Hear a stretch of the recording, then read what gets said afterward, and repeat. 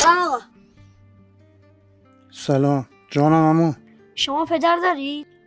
این چه سوالیه؟ نه خیلی وقت فوت کرده. اما وقتی بابا نداشته باشه سخته؟ آره خیلی سخته.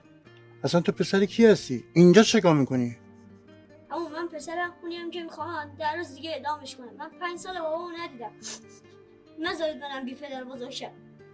عمو جان پدرت برادرمو کشته.